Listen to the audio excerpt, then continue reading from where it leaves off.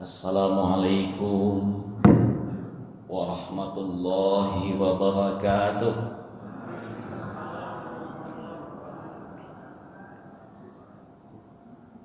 Semoga Bapak dan Ibu semua diberikan keselamatan oleh Allah Subhanahu wa taala, disayangi Allah Subhanahu wa taala, dan diberkahi oleh Allah Subhanahu wa taala. Amin ya rabbal alamin. Alhamdulillahirabbil alamin. Wassalatu wassalamu ala asyrafil anbiya'i wal mursalin wa ala alihi wa sahbihi rasulillahi ajma'in. Amma ba'du. Bapak dan Ibu yang dirahmati Allah, segala puji hanya milik Allah, segala keagungan, kemuliaan, kebesaran, kepunyaan Allah. Bersyukur kita tidak bosan-bosannya kehadirat Allah Subhanahu wa taala. Begitu banyak nikmat yang kita peroleh dari Allah. Terutama sekali pada pagi yang berbahagia ini Allah membangunkan kita semua. Dalam arti kata Allah masih memberikan kesempatan kepada kita untuk menghirup oksigen milik Allah, untuk menginjak bumi milik Allah, bertebaran di muka bumi Allah, mencari karunia Allah sebanyak-banyaknya untuk bekal kita untuk pulang kepada Allah pada waktu yang kita semua juga tidak tahu. Hanya Allah yang mengetahui semuanya. Selawat beriring salam kita mohon kepada Allah, kiranya selalu tercurah untuk kasihnya Nabi Allah Nabi Muhammad sallallahu alaihi wasallam. Allahumma shalli ala Muhammad wa ala ali Muhammad. Allahumma shalli ala Sayyidina Muhammad wa ala ali Sayyidina Muhammad. Bapak dan Ibu yang dirahmati Allah, saya ingin bertanya kepada kita semua. Ketika kita berdoa tadi yang dipandu oleh imam kita, apa yang paling menggetarkan Bapak dan Ibu semua? Palestina, iya Bu ya? Ya.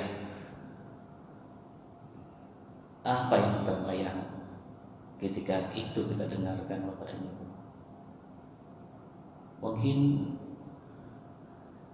Bapak dan Ibu membayangkan gempuran yang luar biasa yang kita lihat di TV. Mungkin kita melihat mayat yang bergelimpangan.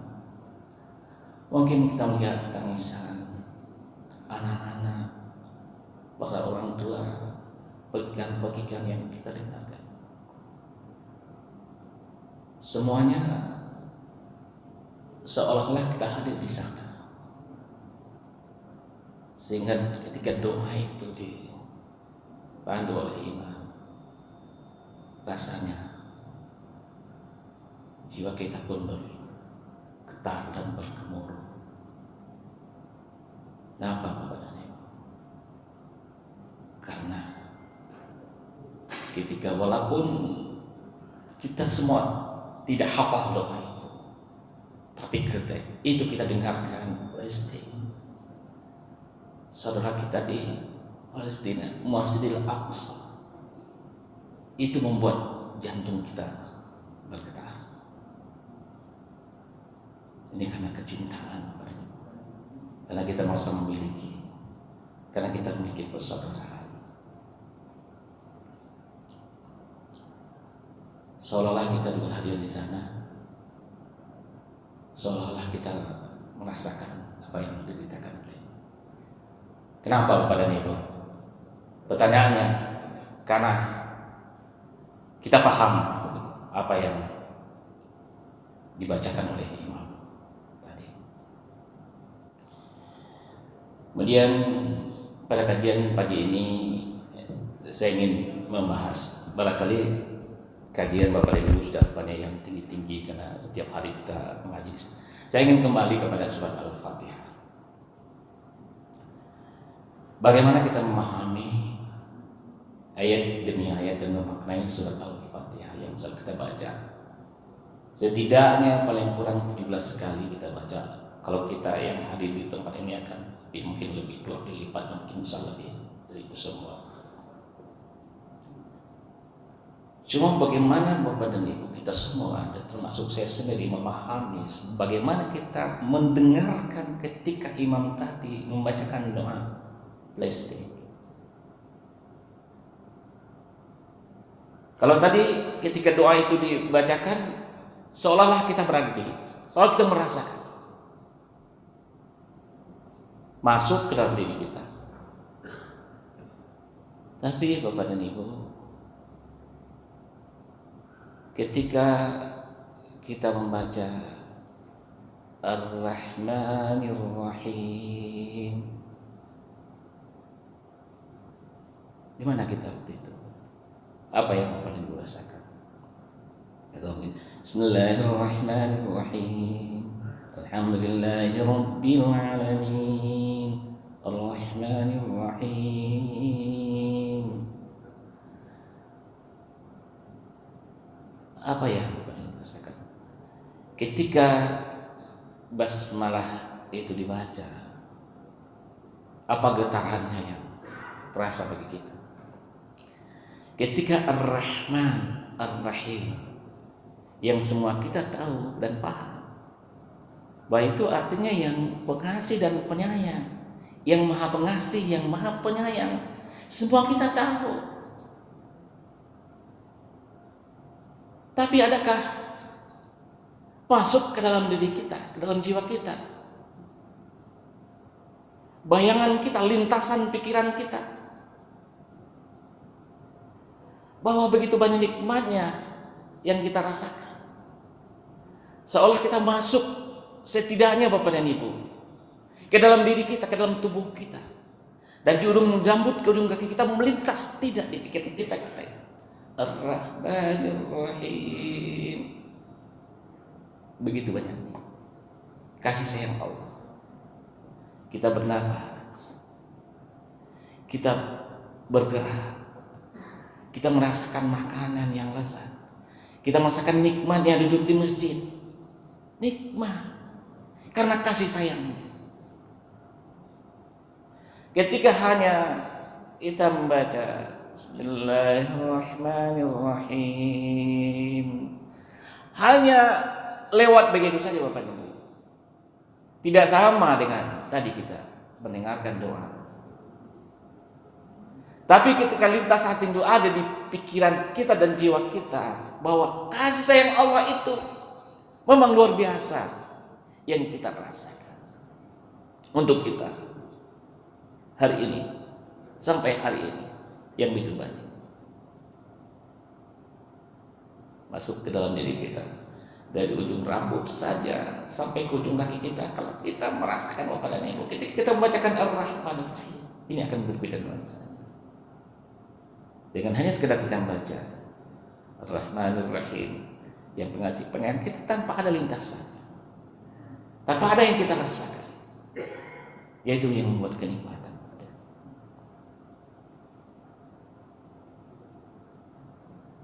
Jadi saya ingin katakan kepada Bapak dan Ibu semua, ketika apapun yang kita ucapkan, apapun yang kita dengarkan, kita paham dan kita rasakan, dan itulah yang membuat dialog kita itu tersambung, terkoneksi kepada siapa kita bicara. Kalaupun saya hari ini bicara kepada Bapak dan Ibu dengan bahasa yang tidak mengerti oleh Bapak dan Ibu, Bapak dan Ibu hanya akan mengangguk-angguk menghargai saya bicara di depan ini.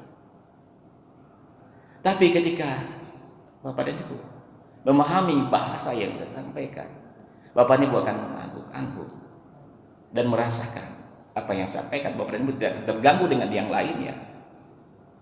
Begitu juga kita bicara kepada Allah Subhanahu wa taala dalam salat kita. Ketika kita paham yang kita bicarakan, yang kita sampaikan, atau yang kita dengarkan yang dibacakan oleh imam, kita akan merasakan, dan itu kita akan terkoneksi, akan tersambung kepada tempat kita bicara. Dan itulah kehusukan yang mengantarkan kepada kehusukan itu. Apakah kehusukan dalam berdoa? Tidak semua kita yang tahu, yang hafal Bapak dan Ibu, doa-doa. Bahkan doa-doa itu banyak sekali, doa-doa yang seremonial, tiap acara dibacakan. Semua kita mengaminkan dan mengaminkan tanpa kita memaknai apa sesungguhnya yang kita sampaikan kepada Allah dalam doa-doa kita, yang kita panjatkan kepadanya.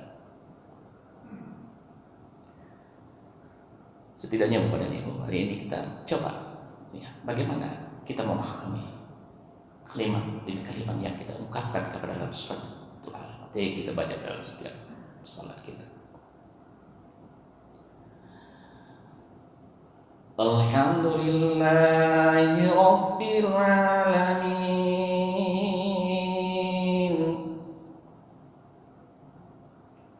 Kita tahu segala puji bagi Allah seluruh segala makna.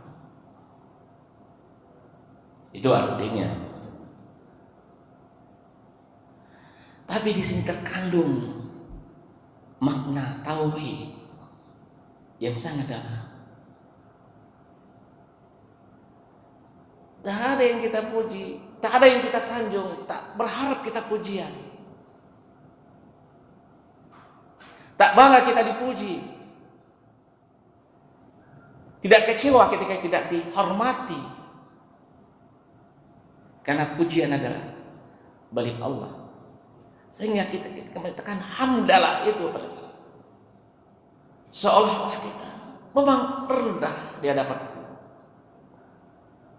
Tidak ada apa-apanya. Tidak berdaya. Tidak pantas kita sombong, angkuh, merasa paling benar, paling hebat. Sehingga ketika itu orang yang mengatakan hamdalah, segala puji milik Allah, dia akan tertunduk luruh.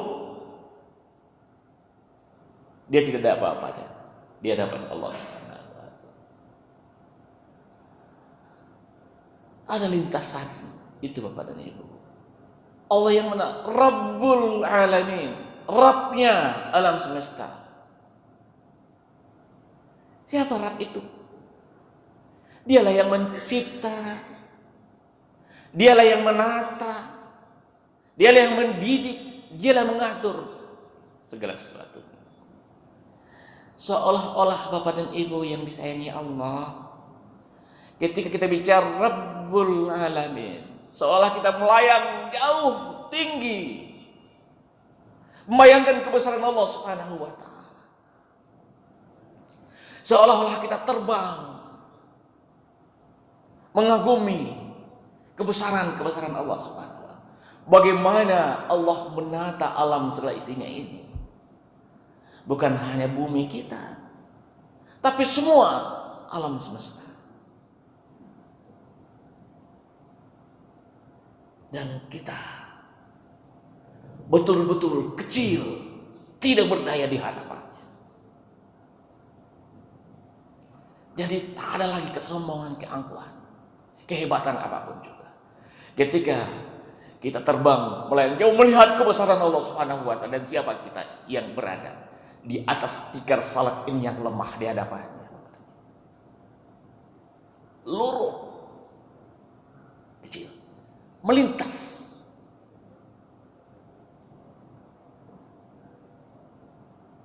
Bayangkan Bapak dan Ibu. Saya tidak akan menyuruh pada mengembangkan tangannya alhamdulillah seperti itu ketika mengucapkan itu. Tapi sekiranya bayang itu seolah terbang, melayang. Diri kita berada di tikar salat kita, tapi kita seolah-olah sekali lagi seolah-olah Bapak dan Ibu. Kita merasakan kebesarannya dan kekecilan kita, kehinaan kita di hadapan Rabbul Alamin. Dia yang mana-mana. Bapak dan Ibu,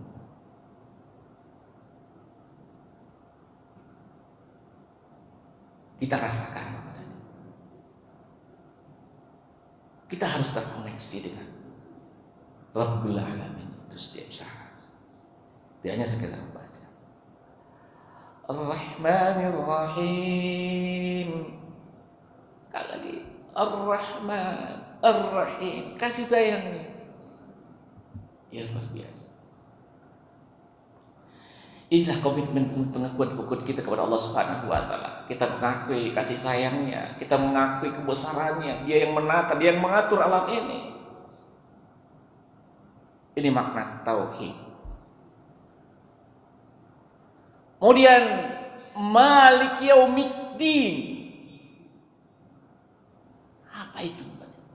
Ad-din. Dialah raja. Dialah yang menguasai. Apa yang dikuasai? Ad-din.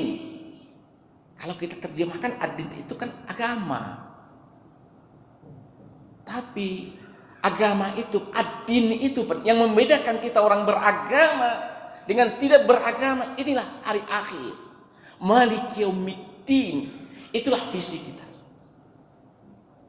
Seolah-olah kita menunjuk jauh ke depan. Malik Yaumiddin. Tapi jangan nanti dalam salat Bapak dia menunjuk juga Malik Yaumiddin, jangan begitu. Jadi seolah-olah kita menuju jauh ke depan hari akhir. Itulah ya Allah, Engkau rajanya. Tadi juga dibayangkan dalam imam kita dalam salat kita surat tadi. Bagaimana surganya Allah, bagaimana nerakanya Allah. Wadkhuluha khalidin.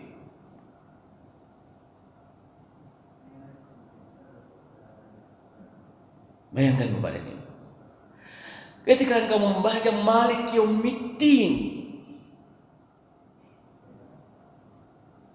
melintas di pikiran kita kepada ini, visi kita adalah menuju jannahnya Allah, surganya Allah, bukan hanya sebatas Malik Yaumiddin.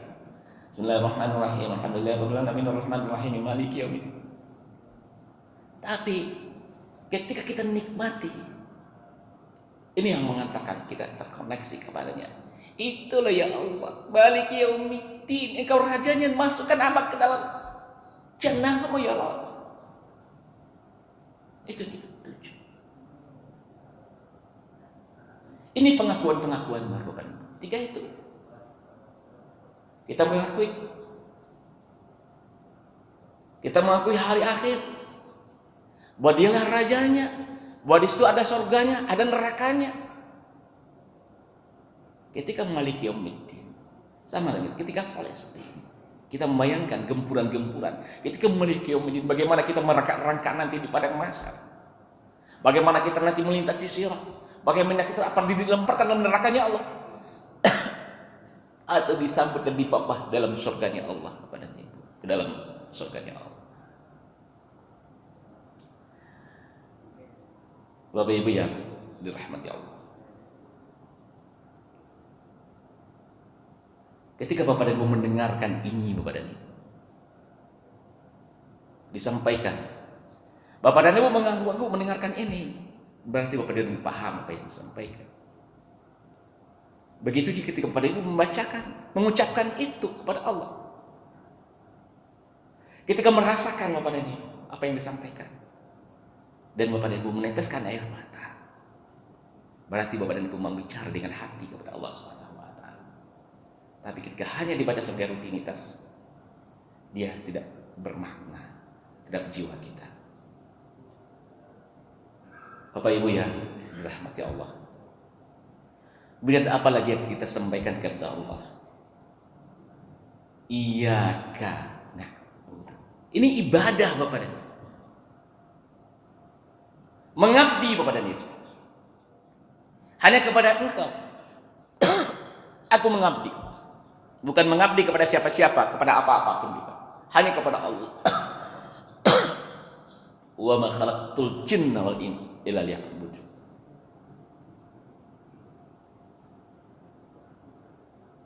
Menghambakan diri, membudakkan diri hanya kepada Allah. Bukan budaknya harta, bukan budaknya dunia, tapi pengabdian ditujukan kepada Allah. Apapun yang kita lakukan sebagai amanah dari Allah Subhanahu wa taala. Bapak dan Ibu yang dirahmati Allah, setelah kita mau mengabdi, menjadi hambanya Allah, menjadi budaknya Allah, menjadikan hidup ini pengabdian kepada Allah, baru pantas kita menadahkan tangan kepada Dia. Wa iyyaka nasta'in. Bisakah orang yang tidak mau mengabdi hanya meminta saja? Ini tidak bisa Bapak dan Ibu. Tidak mau mengabdi, kemudian meminta. Tidak mau bekerja, mengharapkan upah. Ini tidak ada. Jadi pengabdian dulu, iyyaka na'budu wa iyyaka nasta'in. Apa yang kita minta kepada Dia? Yang kita minta kepada Allah,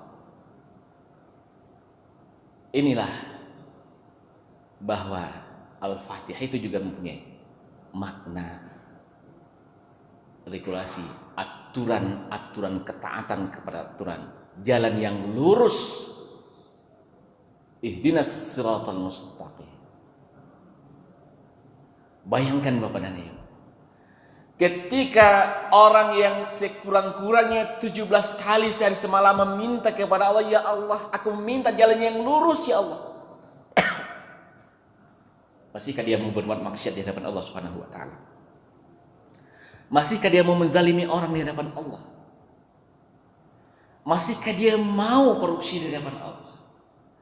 Masihkah dia mau membiarkan anak-anaknya membukakan aurat di hadapan Allah Subhanahu wa taala? Padahal dia meminta ihdinas siratal mustaqim.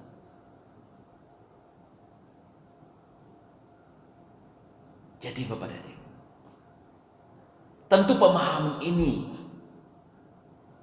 yang membuat kita tidak mengamalkan apa yang kita sampaikan dalam setiap salat kita. Kita salat juga, maksiat jalan juga, orang salat juga, dia judi juga, dia salat juga, menzalimi orang lain jalan juga, memfitnah orang jalan juga. Ihdinas siratal mustaqim dia baca juga. Jalan yang mana? Siratal ladzina an'amta. Orang-orang yang telah Engkau beri nikmat. Ya bayangkan Bapak dan Ibu, bagaimana orang-orang soleh, bagaimana orang-orang yang dicintai oleh Allah Subhanahu wa taala. Yang seperti itu ya Allah, kira-kira seperti itu. Jalan orang-orang itu, bukan jalan orang-orang yang zalim, bukan orang yang kaya, yang korupsi, yang menghalalkan segala cara untuk memperkaya dirinya.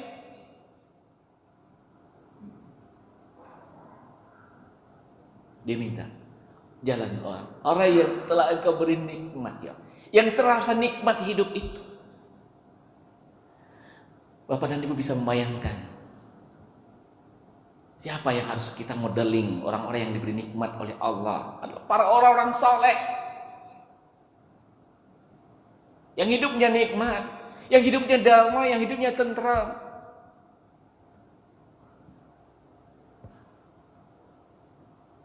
Dan keteladanan Rasulullah sallallahu alaihi wasallam, para sahabat, karena kita ingin berkumpul dan tinggal dalam jannahnya Allah.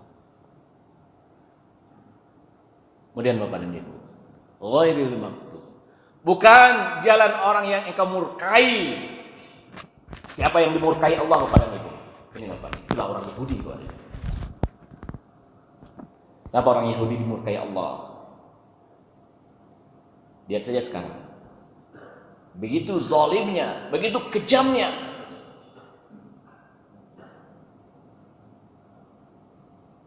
Dia melawan kehendak Allah, dia merampas hak orang lain, dia menghalalkan segala cara.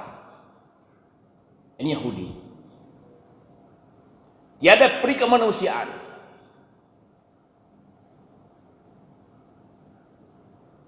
Semua dibantai.